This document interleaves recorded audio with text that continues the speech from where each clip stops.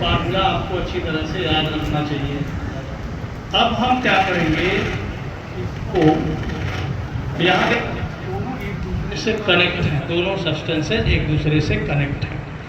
अब हम क्या करेंगे, इनको अलग अलग कर देंगे,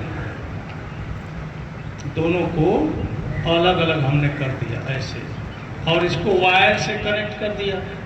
तो वायर से कनेक्ट करो या सीधे कनेक्ट करो, बात तो एक ही होती है। मैंने आपसे बताया था पोटेंशियल डिफरेंस से मतलब होता है इन दोनों का पोटेंशियल डिफरेंस एक ही होना चाहिए, और ऑलरेडी एक हो गया।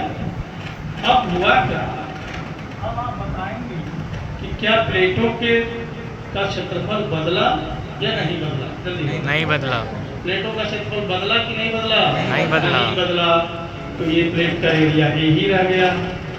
बीच की दूरी बताइए भाई, बीच की दूरी बदली कि नहीं बदली। बदली। जल्दी बोलो। बदली। बदल गई, कितनी हो गई, आधा। d/2 यहाँ आ गया, d/2। अच्छा, इसके कैपेसिटेंस को हम C1 मान रहे हैं, इसके कैपेसिटेंस को हम C2 मान रहे हैं। तो आप बताइए C1 की वैल्यू उस फार्मूले के जरिए एप्सिलॉन नॉट, इसमें डाइलेक्ट्रिक कांस्टेंट K1 है, इसमें K2 है, तो K1 A/d/2। तो finally C1 is equal to epsilon nought, यहाँ 2 चला आया, K1 A/d। इसी तरह से C2 की value epsilon not K2 A/d/2 कहाँ चला जाएगा। अब ये दोनों किस क्रम में हैं, श्रेणी क्रम में। तो आपको 1/CAB लिखना पड़ेगा, और ये होगा 1/C1 + 1/C2। फिर आगे बढ़ेंगे, अब 1/C1 जब करेंगे तो ये क्या लिखना पड़ेगा, उल्टा लिखना पड़ेगा, d/2 epsilon not K1 A और plus d/2 epsilon not K2 A।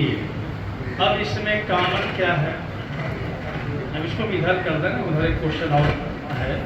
तो यहाँ देखिए, अब 1/CAB, इसमें कॉमन क्या है, d/2 epsilon not A। Epsilon not A, अब 2 भी ले लो। चलो क्या बचा, 1/K1 + 1/K2 हो गया ना। अब इसको अगर जोड़ देते हैं तो d/एप्सिलॉन नॉट A।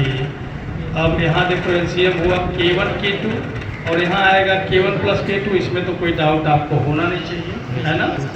बोलो।